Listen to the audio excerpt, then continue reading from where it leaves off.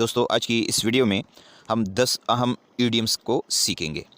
Idiom کا اردو میں مطلب ہے محاورہ۔ اس میں موجود الفاظ اپنے معنوں میں استعمال نہیں ہوتے بلکہ الگ معنوں میں استعمال ہوتے ہیں۔ تو سٹارٹ کرتے ہیں۔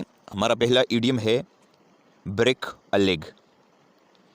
It means good luck and is often said to actor before they go up on the stage, اور we can say that it is often said to people before they perform in action. یعنی اس کا مطلب ہے کہ کسی actor کو stage پر جانے سے پہلے اس کی کامیابی کے لیے دعا کرنا یا کسی کے لیے نیک تمنائیں رکھنا، یہ اس وقت بولا جاتا ہے جب کوئی بندہ، خاص کر کوئی ایکٹر اسٹیج پر جاتا ہو یا جب کوئی بندہ کسی کام کو کرنے جا رہا ہو تو ایڈوانس میں اس کو یہ محاورہ کہا جاتا ہے۔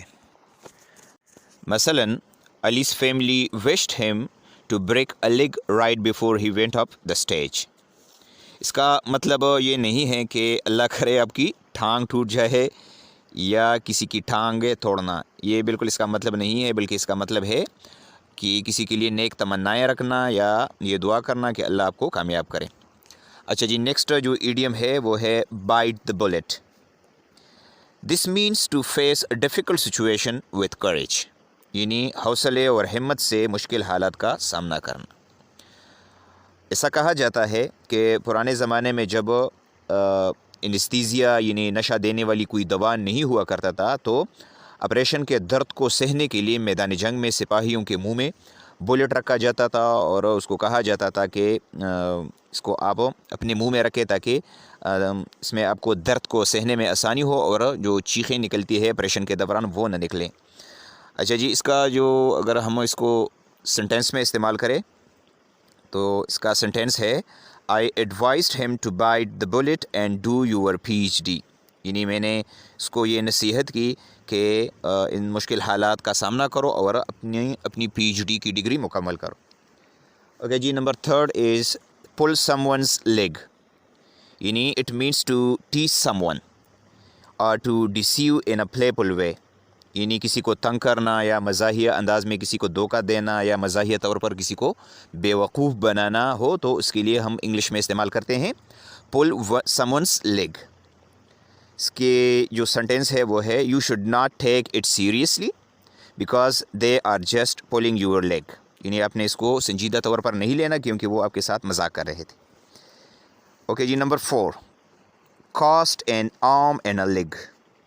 It means to be very expensive, یعنی کسی چیز کا بہت زیادہ مہنگا ہونا۔ اس کا مطلب کیا ہے؟ کسی چیز کا بہت زیادہ مہنگا ہونا۔ اور اس کا جو جملے میں استعمال ہے وہ کچھ اس طرح ہے I want to buy a house in Peshawar but it may cost me an arm and a leg، یعنی میں پشاور میں کوئی گھر خریدنا چاہتا ہوں لیکن وہ بہت زیادہ مہنگا ہے۔ نمبر نیکسٹ ہے beating around the bush۔ It means to avoid the main topic or issue، یعنی اہم مسئلے یا پوائنٹ سے ہٹ کر ادھر ادھر کی باتیں کرنا۔ تو اس کا جو سینٹنس ہے please stop beating about the bush and come to the point, یعنی ادھر ادھر کی باتیں چھوڑ دو اور اہم پوائنٹ کی طرف آؤ۔ Number 6 bend over backward. It means to make a lot of efforts to do something, یعنی کسی کام کو کرنے کے لیے بہت زیادہ کوشش کرنا یا سخت کوششیں کرنا۔ اور اس کے لیے جو سینٹنس ہے وہ ہے our banks are bending over backwards to provide us facilities، یعنی ہمارے جو بینک ہے وہ سخت کوشش کر رہے ہیں کہ وہ ہمیں تمام طرح سہولیات مہیا کریں۔ اوکے جی، نیکسٹ جو ایڈیم ہے وہ ہے bite off more than you can chew۔